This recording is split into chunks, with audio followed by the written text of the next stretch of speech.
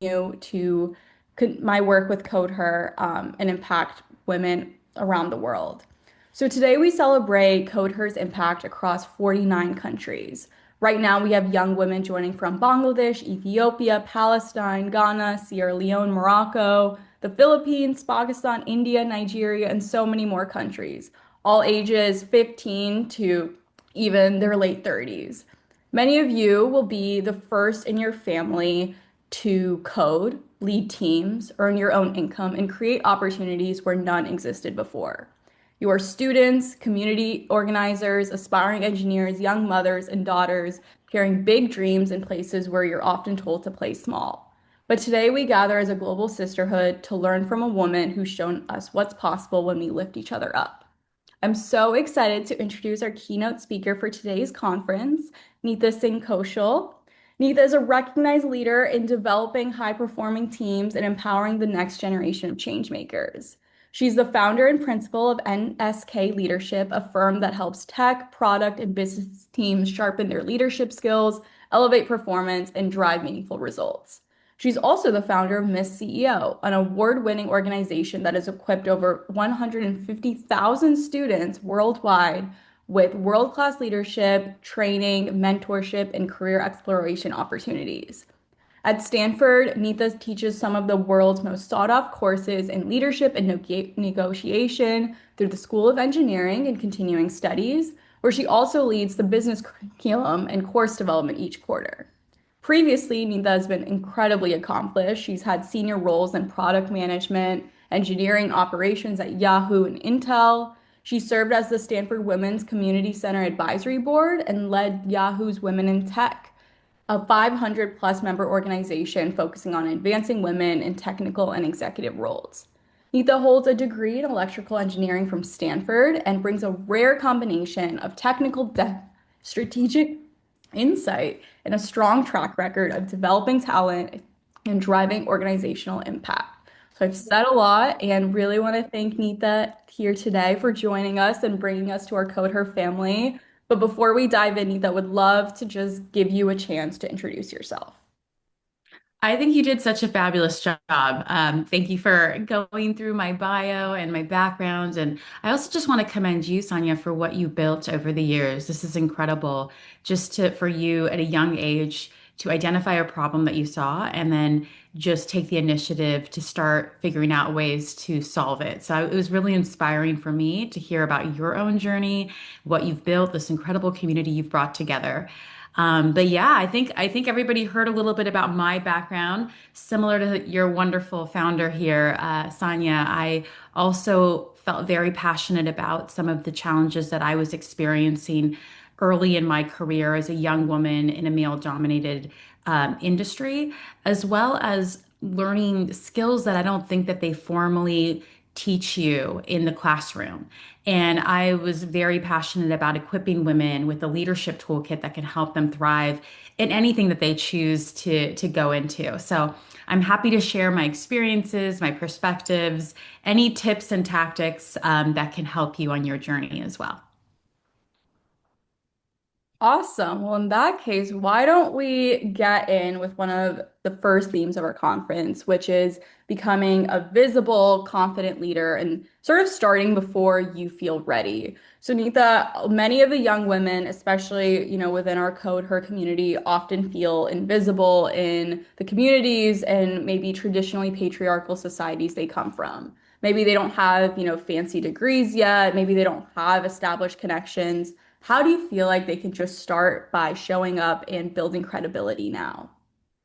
Yeah, that's such a great question. Especially because I'm sure, raise your hand if you felt like somewhat overwhelmed or isolated or disconnected from like maybe the issues, but also the noise in terms of like, I'm too late. I don't know enough. I don't know the right people. I mean, I've certainly experienced that along my like academic and career path. Yes, I see Naomi and Zahida have certainly felt that way. And I think it's a common feeling, especially when it can feel very overwhelming, where it's like, where do I start? How do I begin? How do I get in?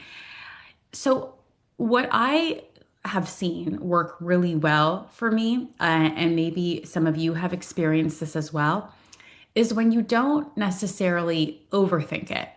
I think if you're like me, I think being a good planner, being heads down, checking all the boxes, it works really well in an academic environment when you're trying to get straight A's. And it may work for you in school. It may work for you to like finish the projects and the tasks in an academic environment. But I find in building something and trying something and exploring your interests, so much of it is just having the confidence to take the first step, and not waiting for permission to do so.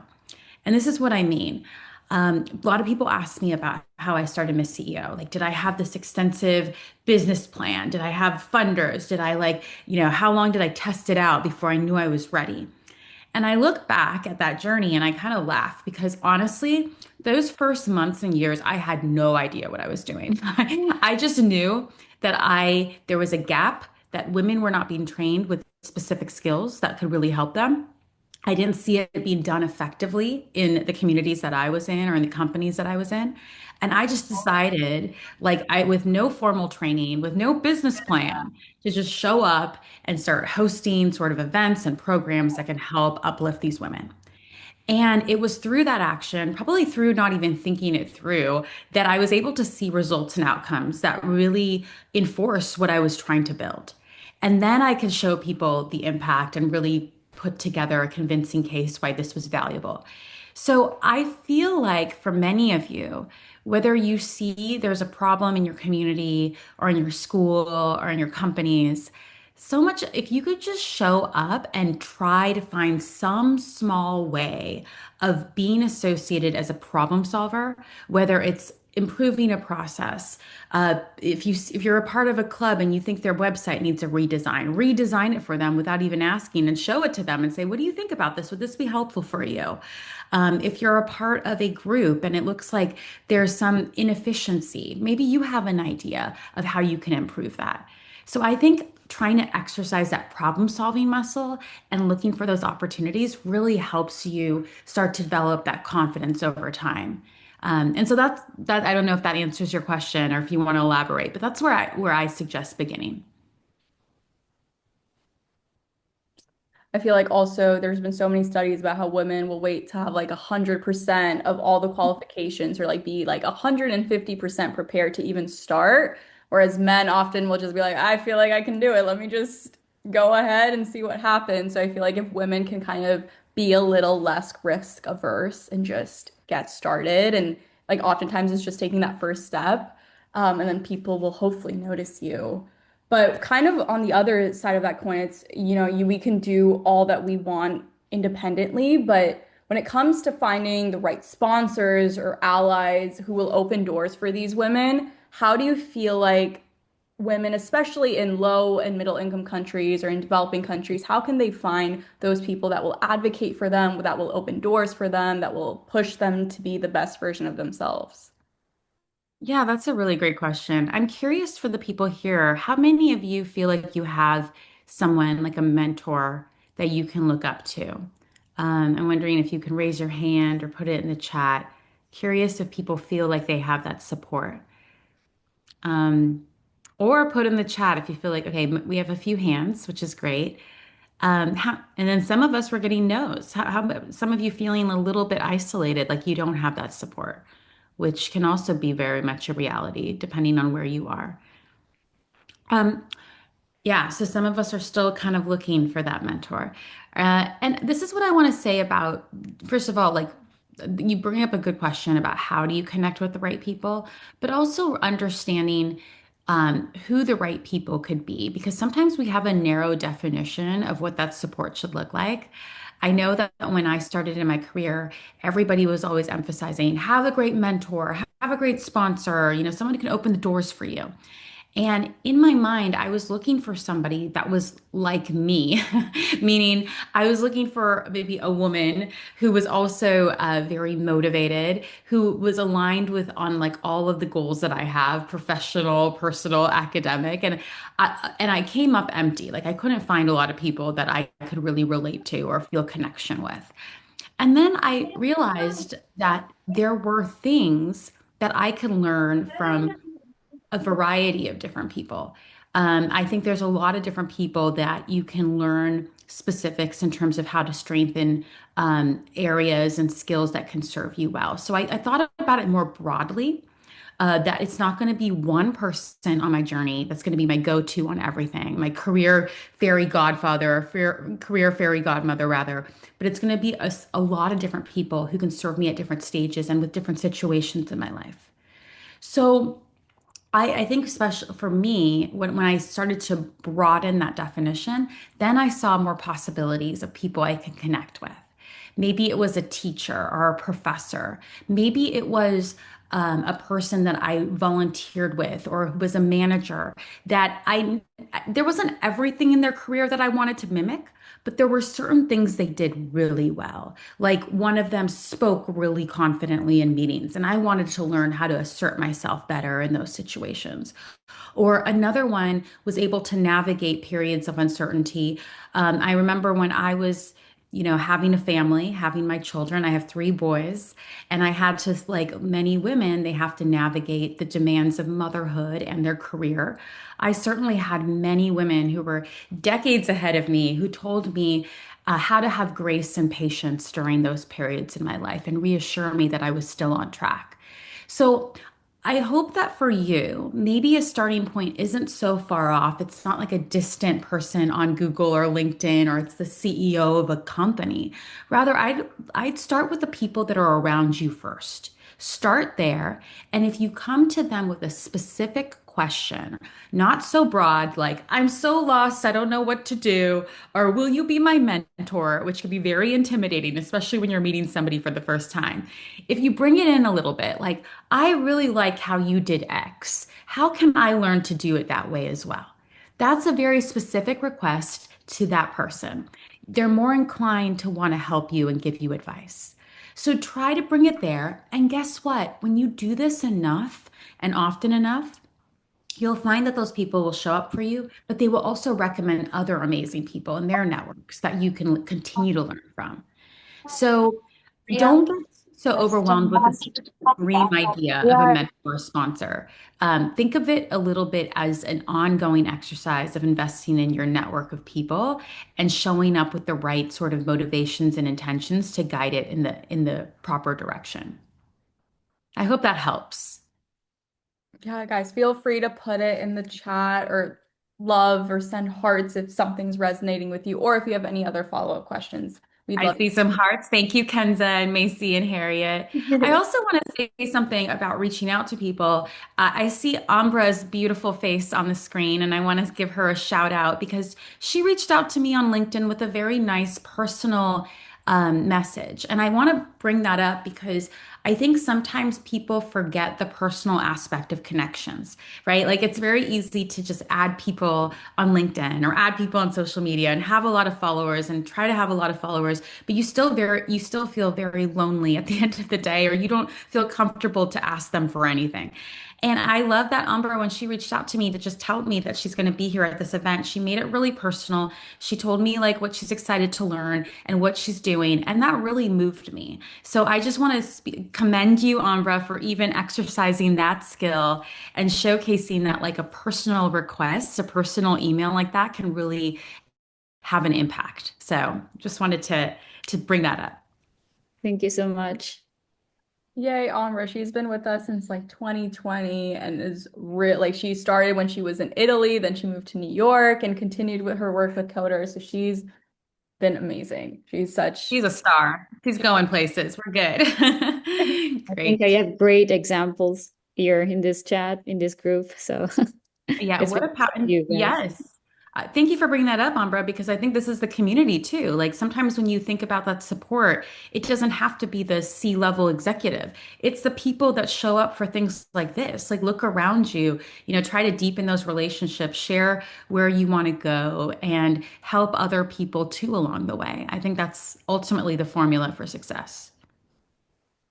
Neither you mentioned something when you were talking about finding sponsors, and you have three boys, you're married, you obviously have a lot of family commitments, and often women are encouraged to get married, have kids, be mothers and wives But along these processes, when you were, navigating career and household responsibilities, one, how did you sort of challenge stereotypes about what women should do or expected to do?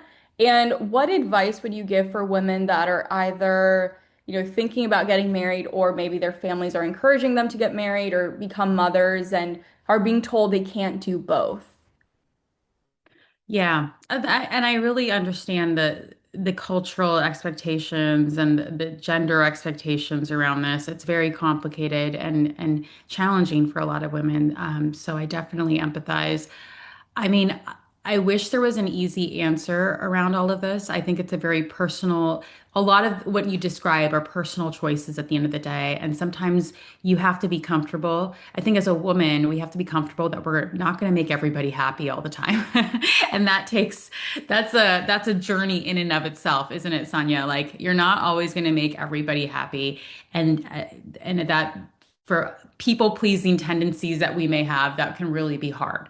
Um, I will say that the choices that I've made on the personal front, getting married, having my children, that is like a top my family is a priority. I think at this stage of my life, I know what my priorities are. It's my career, it's my family, it's our health, and I do everything to protect those buckets. And I feel like I am driven because everything I sign up for, it has to be worth my time. Like I think when I was younger, I had more time for all of the other things. But now I'm very good about establishing boundaries and making sure that what I show up for, like events like this, resonate with my value system. And so that's been an advantage of like the complexities behind motherhood. Because motherhood, of course, it's a journey. There's not a lot of great support from mothers, especially mothers who are trying to be leaders and have careers. That is a fact. But if you are clear on your values and what you're trying to protect around that, it makes decisions like who do I show up for? What do I show up for? A lot more clear. The other part, which I wish I could teach, but I don't know how, is that I'm very fortunate that I have an amazing partner. Like I think like in life, if I can give you any advice as you're going out there to find your person, or if you haven't already, a partner who is aligned with you, who believes in you, who motivates you is everything on this journey because as you are navigating different career stages, kid stages, all the home stuff, you need somebody who is going to keep you like uplift you, motivate you, and be a true partner along the way. And I know culturally that could be there's challenges with that. But I am fortunate that I found, my husband and I were at Stanford together. We kind of, in a lot of ways, grew up together, navigating school and our early careers. So we had a deep, deep friendship and understanding. And if anything, he's the person that pushes me and believes in me when I don't. When I'm like, I don't think I can do this. I'm too tired. He's like, you got this. They need to hear from you. Like, I'll do what it takes, on the home front. You go out on that business trip. You go out and show people what you need to teach them. And I know that that is such a gift. And I want every one of you to hold expectations that high for yourself because there are good people out there. I know I'm trying to do my part, raising my three boys to be really, really great allies in the world. But that's what I think, ultimately helps a lot. If I didn't have that comfort and that support on the home front, I don't know if I could do all the things that I'm doing, to be honest. And to put it in perspective of maybe women in countries where women feel like they're not expected to work, they're not supposed to work, or Yeah. once they get married, their husbands are sort of encouraging them to stop working, or once they become mothers, their families are encouraging them to stop working. How do you feel like women can sort of navigate those difficult societal pressures or conversations? Yeah, that's such a good question. It's somewhat complicated, isn't it? Because I feel like in those circumstances, I've seen a range of things, right? I've seen where when you do share it with certain people, whether it's your family or your partner, they're open perhaps to changing and evolving as they see how happy you are or how successful you are. But I've also seen situations where that hasn't been the case, and there's been pushback and resistance, and that's a really tough one. I think when you're on your journey, and I'll say this, I was talking a lot about my partner being supportive of me, but certainly there's been other people, family and friends included, that I don't feel like they really had my back as I was trying to do, especially non-traditional things with my career. Like they wanted me to choose the safest path, which was stay at a company and don't build your own thing and just have a solid paycheck. And why are you trying to try different things and uncertain things? And to that, I feel like what kept me strong was just finding even a few people. Like I have like it's a quality over quantity thing when it comes to support. Like I have like good friends who really believe in me. I have my partner who really believes in me. I have my like I know who my people are when I'm feeling weak and I just need to like talk it out or hear it out. I know they're not going to judge me and they're really going to give me the advice I need to hear. So not so it helps me in those times when I don't feel like everybody's, on my side. So to answer your question, it's complicated. I don't know if I have an easy response to it. I think if you are able to, sometimes you can convince people ultimately through your results and outcomes, and that's all. They're just going to doubt you the whole way through until they actually see you successful. And sometimes that drives me too. I'm like, I'll show you, that's a great way to feel motivated at times. Especially when you don't feel like the conversation or trying to convince them is going to get you anywhere, and it could just be draining you. So it really is up to your specific situation, but um, ultimately you have to believe in yourself and find the people and do whatever it takes to keep yourself strong. So. Yeah, that was, yeah, great for sharing. I know a lot of women in our programs have expressed that, when they were like even entering university, their parents were talking about them getting married, or once they got married, their husbands were not supportive of them working, or and so we sort of, talked to them about how can you sort of balance both? Like, is there something you could build on your own remotely from home and like not have to physically show up to work, but get a remote job or start your own small business from home, but still be present at the home if that's what's societally expected from you. But obviously, every circumstance, every situation, every culture is so different. So oftentimes it is tough to figure out how, you can support people navigating very unique circumstances. Um, Which, which is, if I could add, which is the beauty of what you've brought to them through this program, honestly, like an outlet like this that is accessible to them, that they can like still feel like they're learning, growing, and active in this space. And I think this is a meaningful step in that direction. So don't discount, like, this is a part of that, right? Staying active with this community, finding support with this community. And I think this is, thank you for doing the work that you're doing. Oh, thank you. I know when we first went to Morocco when I was 15 and we started our first international program, we like, had themes about women's empowerment and feminism, and they were like, we've never talked about that before, or like we don't talk about that here, or like there's no like female-centered spaces at their schools. They're like the boys are mad that we're joining this program and they're not allowed to be here. Like there's just so many different restraints in different societies about what women are supposed to do, what they're expected to do, that we were very surprised that like, oh, like there's no conversations about women in leadership or women in tech, and how maybe that's also only accessible to those in certain socioeconomic groups, but not everyone across all economic backgrounds. So there's definitely a lot of inequalities when it comes to that as well.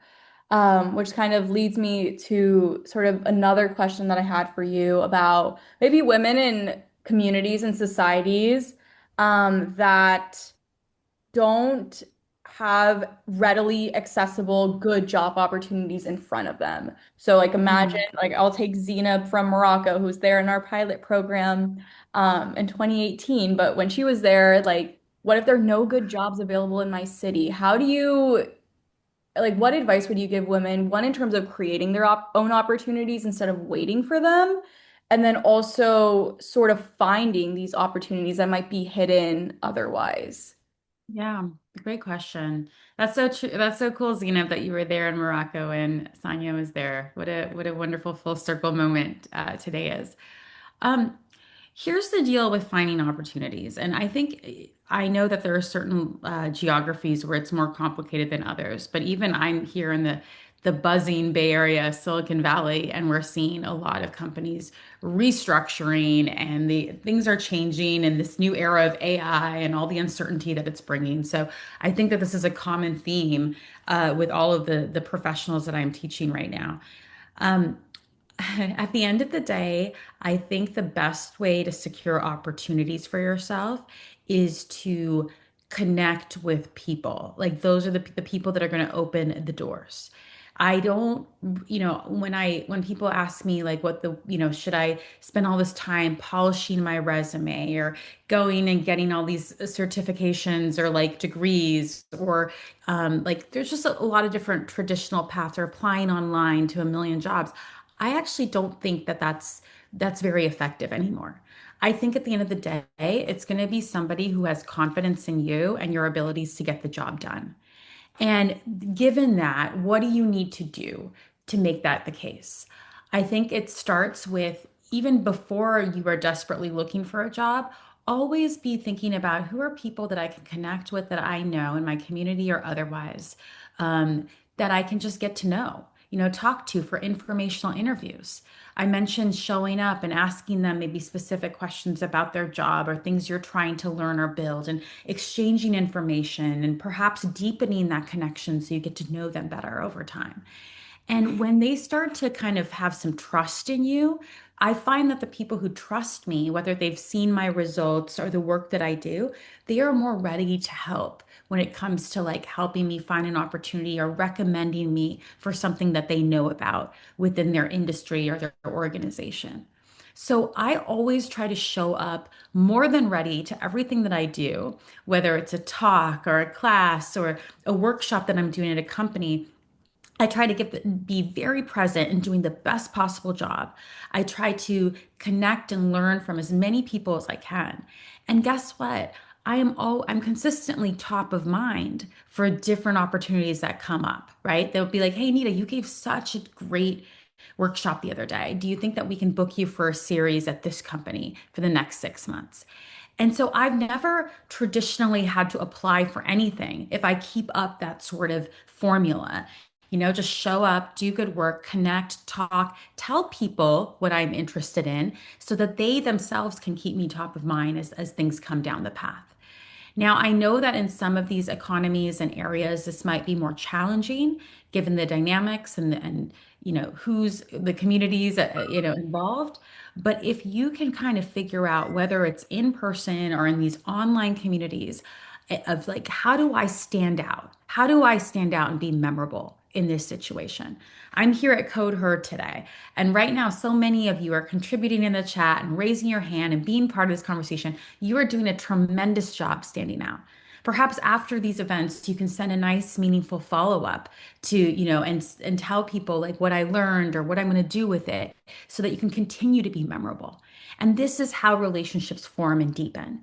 And ultimately, this is how opportunities are made, or connections to opportunities are made. So I would really exercise that muscle of going out there, trying to be more memorable in these situations, trying to connect with people, share what your goals are, and see how this helps sort of shape the opportunities around you. Because I think you can really do a lot, especially if there's not traditional jobs posted online. You can make it your own if you're creative enough and bold enough. And when it comes to having those conversations, what is your advice for these young women when it comes to communicating your vision or what you want in a way that like others also want to help you make it real? Yeah, that's a really great question. When I do my presentations, actually, and I know you've sat in one at the Stanford Women in Business, because I think there's a little art to connecting to people, and I think I really commend people for even having the guts to send an email to somebody that they don't know, or connecting with LinkedIn, could be helpful. But I push and I motivate my students to put some thoughtfulness into it, because people are busy, right? And you like, it's very easy for a lot of people to dismiss these emails and these requests or not think about it or, want to help the person.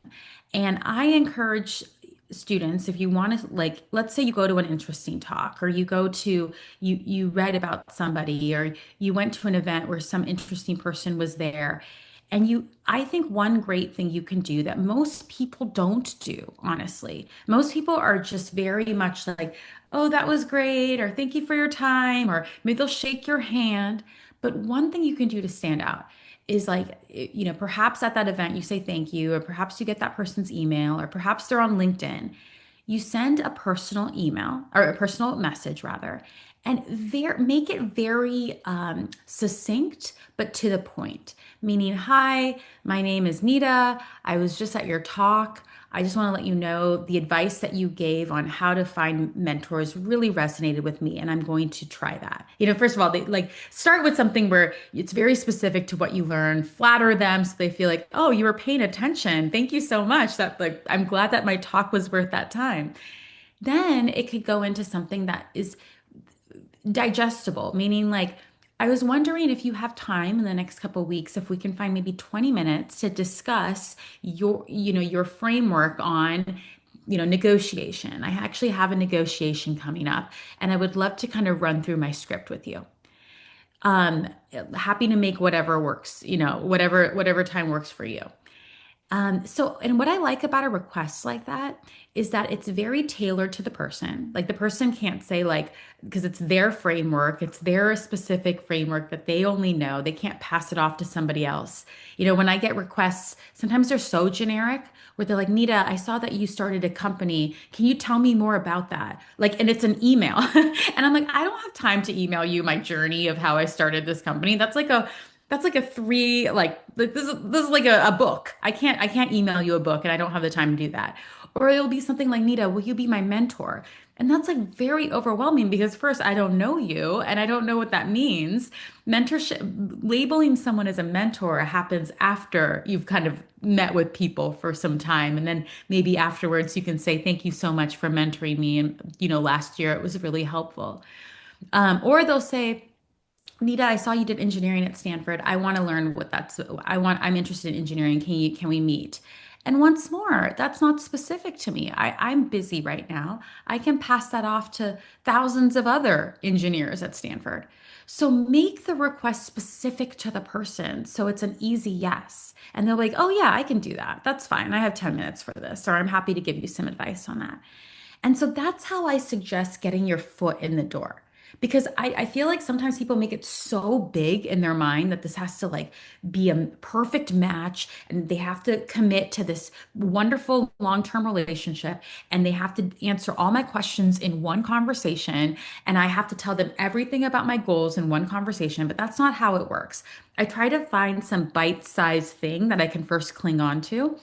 And then see in that first conversation, was that helpful? Was there a connection? And then perhaps is it worth the follow-up? So to your point, Sonia, when you're talking about sharing goals and sometimes I love hearing about people's goals, but sometimes when you make it so high level or so big, that can also, if you don't know the person yet, they may not be able to help you deep enough. So try to figure out what like a specific question or request could be as a starting point. And it could be related to your goals or otherwise. So that's my feedback or my tip on that. That was great. I totally agree. Even I get messages where it was like, "Can I talk to you?" And I'm like, "About what?" Yeah. And you know what? If we had all the time in the world, we would, but sometimes the reality is we just don't have the time. So you need to make sure you personalize it accordingly. I agree. And those like personal messages, like I still have like in my notes app like a list of all like the really nice things people have reached out to me with, or like the very specific things, and like that stays with you when someone like takes time out of their day to not only reach out to you because we love helping people, but when you know that person really is going to benefit from that and value it. And when you know that maybe you're uniquely qualified to help that person rather than someone else, like it also feels a lot better when you're giving your time, and like the other way when you know you're reaching out to someone that you feel like, uniquely resonates with you or like has that. So finding those people is so important. But kind of taking it on the other side in terms of, let's say, I'll give an example like Zena from Morocco or Valentina from Colombia. Like, let's say they have an idea, like, I want to start a coding club or I want to start a business, I want to start making websites for people. How do they turn from your experience, you started something from scratch. How do you turn a small idea into real impact when you don't have money, you don't have sponsors, and you don't have resources? Yeah. I love that question because even in places as well funded and like have all the resources in the world in the Bay Area, you'll find founders struggling with the same question. Like they're like, how do I actually solve real problems? And that is a really it's an interesting dilemma. This is what I want to say for people that feel disconnected from like the support and the resources that they feel like they need to like launch something, whether it's some sort of new tool or a community or solution. Try to solve a problem for one real person. That's it. Just like do like bring it in a little bit. I think when you think about the dream, we should have big dreams, of course, and we should want to like solve problems for as many people as we can, or hope that our solution or our product will do like have such an amazing impact in the world. But bring it in, bring it in. So my example here is when I was in those early days of Miss CEO. I felt like women were not being trained effectively on these leadership skills, and we were falling behind in the workplace. We did not know how to assert ourselves, negotiate.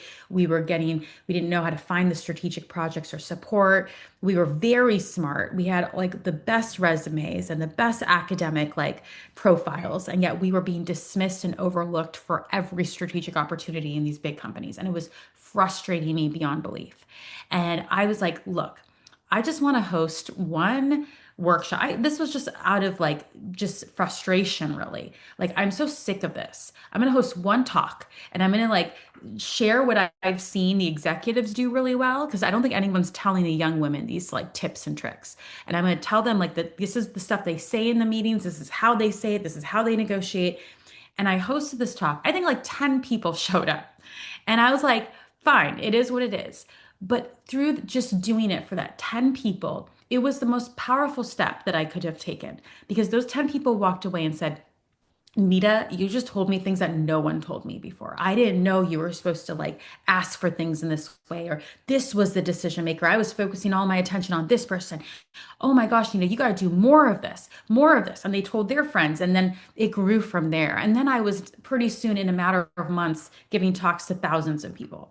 So I was just so, I think, driven by the problem and solving it for my friends. I'm like, how can I really solve it for like the people in my network? How can I do that?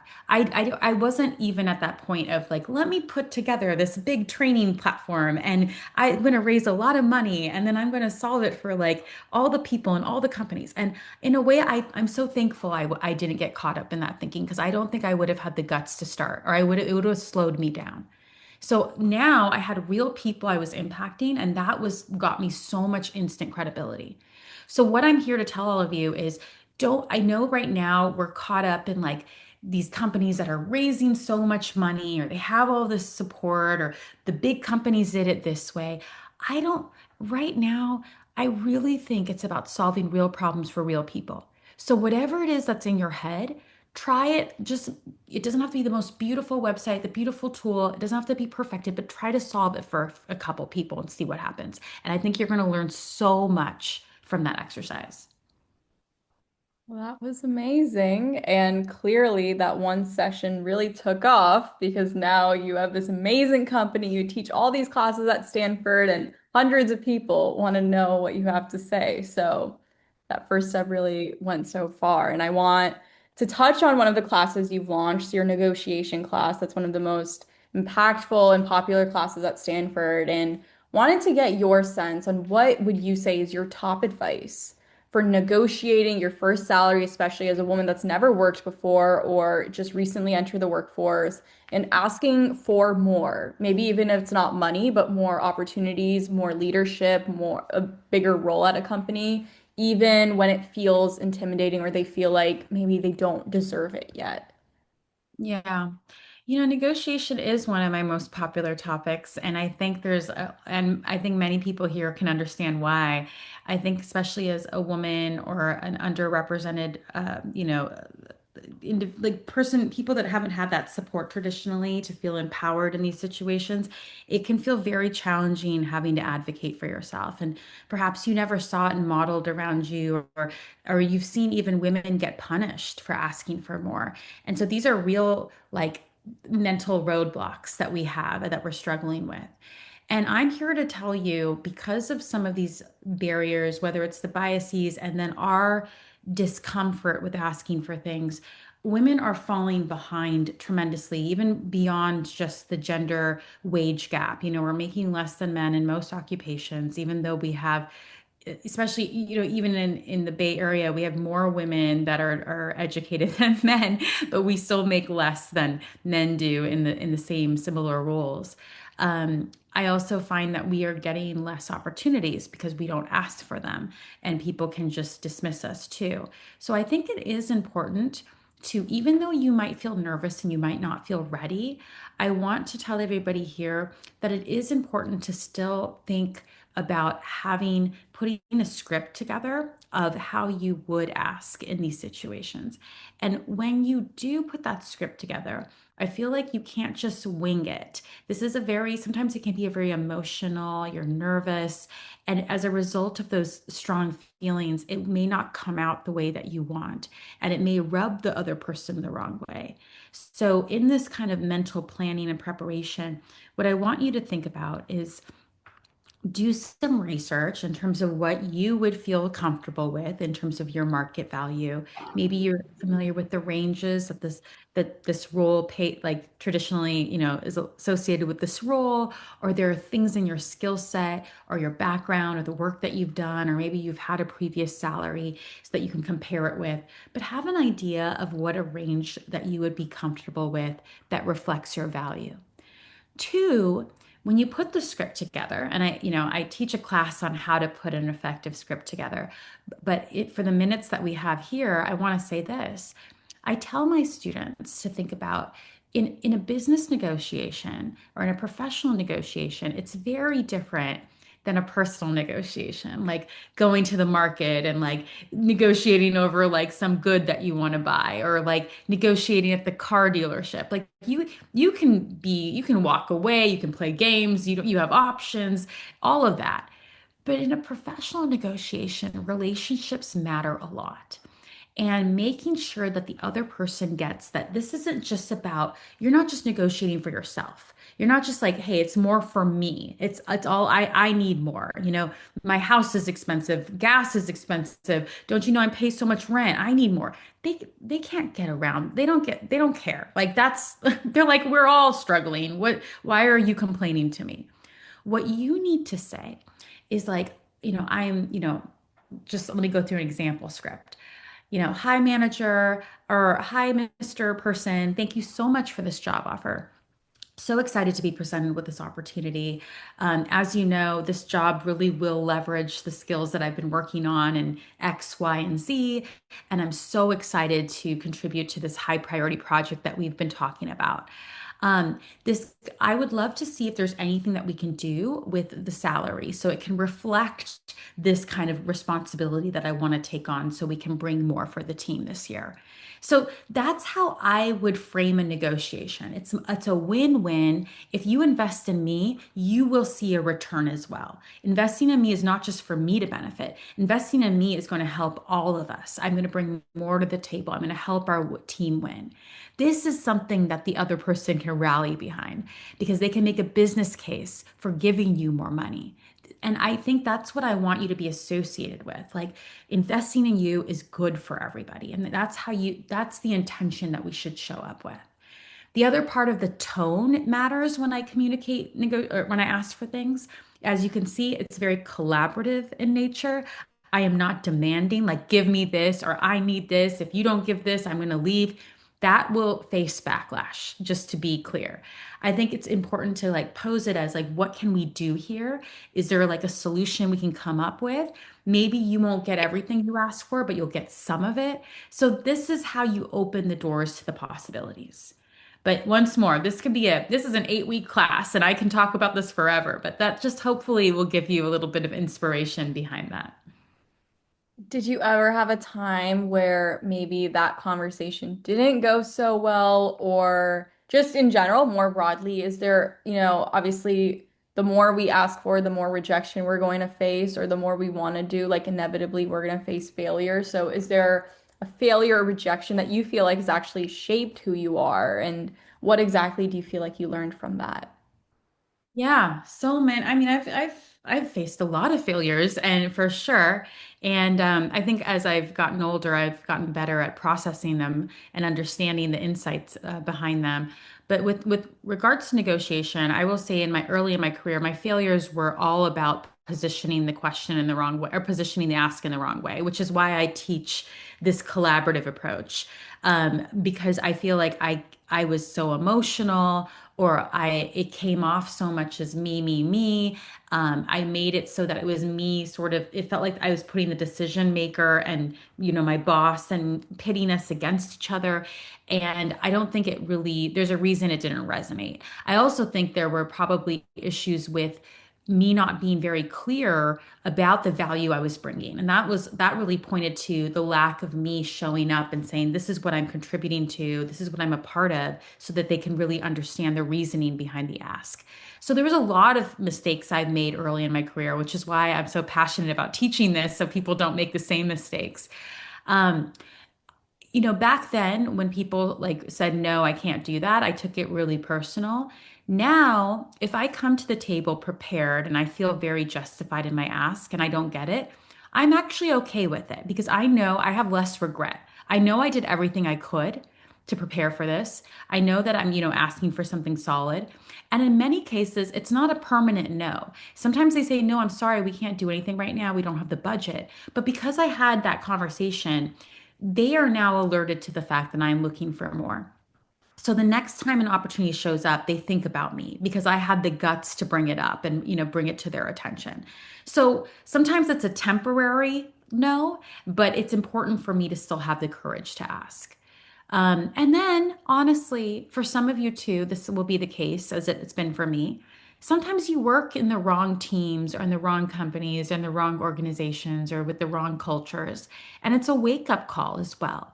Even if you're doing everything right, but you're constantly facing criticism or rejection, or there's a lack of growth and learning for you, that's a wake-up call. It doesn't mean that you have to leave right away. Sometimes you can't leave right away, but it's a wake-up call for you to maybe take some of the tips that we were talking about here, like nurture your network, explore a little bit, see what else is going on so you don't have to feel like you're stuck because maybe there's not much more value you can extract from this current situation. No, that I was actually have, and what I will put in the chat right now is I know that I was talking about this negotiation class that I teach, but I have a free negotiation newsletter that I have put together for my past and current students. I just put it in the chat. Please feel free to subscribe, and it has a lot of my top tips and templates and scripts about how to advocate for ourselves more effectively. And maybe as you read through, you can get some inspiration for yourself if you have some upcoming conversations in your life. Oh, that was so nice of you. Thank you. Hopefully everyone checks that out and I'll send that out in a follow-up email. Thank Um, you. Kind of go off of that. I'm sure like mother of three, running your own company, doing all of this, like there are going to be hard days that you inevitably face. What helps you stay resilient and keep moving forward on those hard days? Mm. Yeah. Yes, and you're right. All of us have hard days, hard moments. Uh, I think, when you look at and it's easy, as you probably know, when you show up to these events and they read your like highlight reel and your bio of all of your accomplishments. It's just sort of like it's just one lens into like all the complexity and all of the things that you're still going through in your life and challenges and whatnot. So, yes, I'm here to remind you that I myself go through daily ups and downs, weekly ups and downs. There are things that I get and there's things that I don't get. And this is what I've come to learn that this is what life is, right? This is life. And I need to think about then taking care of myself so that I can continue to be resilient and show up for the things that matter for me. I am more clear about what matters to me, which gives me some peace. But even in that, it can also be complicated. So, in moments of hardship, like when an example could be I didn't get something, or I got a hurtful somebody wasn't nice to me, or I got a hurtful response, or just a lot of different things could be happening. I I have to practice this. This is one of my weaknesses, is that I can be very reactive, where I just react, I just kind of can be spiraling in terms of thinking about, oh, this is going to lead to this. This is going to lead to this. This is going to lead to this. Or if I get a not so nice email, I just want to write a response right away, which I always regret. But, things like that. I remember like to take a pause, uh, take a pause for myself and give myself time to just sit still. Like I don't need to do anything. I don't need to respond. I don't need to the moment of not feeling so good is going to pass. And if I give myself sufficient time to take that moment, it will pass faster. If I try to ignore it or just like move it to the side or like steamroll over it, it will probably backfire and make it worse. So it's a work in progress over here, but I'm just trying to like feel it out, I let myself feel the emotions. So I found it to be very powerful, Sonia, to write it down as well. And write down, especially like I have a running document of things that I call like challenges or failures or things that I didn't get. I write it down. I write my initial reactions to it. And you know what's so interesting about it is like it feels good in writing it out, of course. And then of course goes on. And then you look back at that list months later and you can now laugh at some of these things or be like, oh, that wasn't a big deal. Or actually it led to this. Or there could be things that are still like an issue. And you kind of start to see patterns of like things that continue to show up in your life. And then that's also a realization for me. Like maybe I shouldn't be hanging out with these people anymore, or maybe I shouldn't put myself in this situation anymore, or maybe I should come more prepared for things like this. So that's how I process through the hard times. And I don't know if anybody else has anything that they do, but I'm still figuring it out. No, you're so right. And even about like writing it down, even when it comes to the other end, like your goals and dreams, there's so many studies that show that like when you write a goal down or you write like a dream down, like there's such a higher chance of that actually happening when it's something tangible and not just something that you're keeping in your head. And journaling obviously has great, great effects on mental health and just mental clarity. So I huge proponent of that as well. And for our Yeah. last couple of minutes with our main session with Unitha, we would love to know, we have women from all around the world here today, all, in their early 20s or starting their careers in school. What would be your dream for these young leaders? What kind of female leaders do you feel like we need more in the world? And what would you hope that they built? Oh, I am so, thank you for asking that question. I'm looking at the sea of names and faces here, and what my dream is, I want all of you to be a part of this and show up. I want to see your names out there. I want to see you like actively out there contributing, building, bringing your voices and your ideas to the tables, big and small, that are around you. I just want you to be a part of it. I don't want you to second guess yourself. I want you to know that you are more than ready, more than ready. You are taking steps right now that I don't know if I had the guts and courage early in my career to do. You are light years ahead of a lot of people. And what I want you to recognize is a lot of people are getting things only because they have the confidence to ask or show up. And I think so much of this is not feeling like, oh, I need to be 100% ready to get started.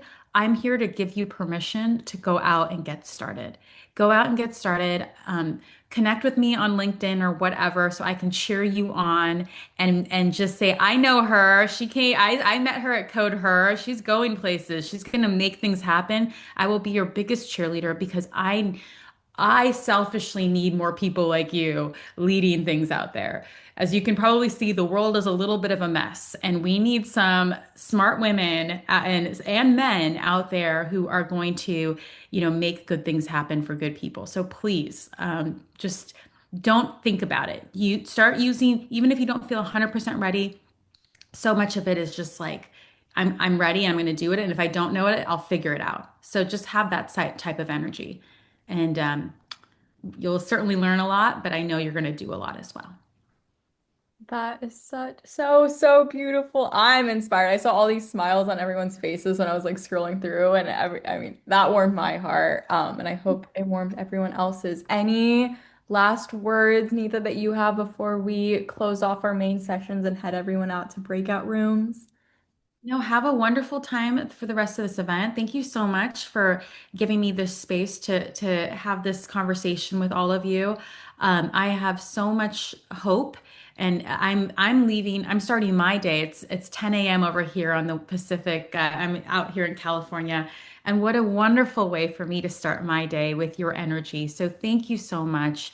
Once more, I am cheering all of you on. I hope you aim high and achieve impact in this world. And I wish you all the very best. Thank you so much for joining us today. You were definitely one of the most favorite speakers that we've had so far. Like I Ooh. love seeing you speak, and I think everyone else, like, this is the most enthusiasm I feel like we've gotten in a while. So we are so grateful, so thankful for your time, and I will keep you updated on what everyone here is doing, and I hope they connect with you on LinkedIn and also keep You you in the loop too. on everything that they're up to in their own lives and in their own countries. Thank you again, Oh, Neetha. I'm so excited. I'm so excited. I'm so proud of all of you too. I know we were talking about finding your support. I want you to know I am proud of you. I believe in you. On the days where it feels tough and you don't feel like you're getting that support, know that there are people like Sonia and myself who really do believe in you. So for whatever that's worth, I hope that gives you some strength. Thank All right, I'll let you all go continue to develop your amazing skills and do great things. And thank you again for your time. And I look forward to staying in touch. thank you so much. Take care. Bye. Bye. Thank you everyone for staying on. We hope that was helpful. So for now, what we're gonna do is we're gonna be putting everyone in breakout rooms here. We have a couple of us from the codeHER team that are going to talk to you all.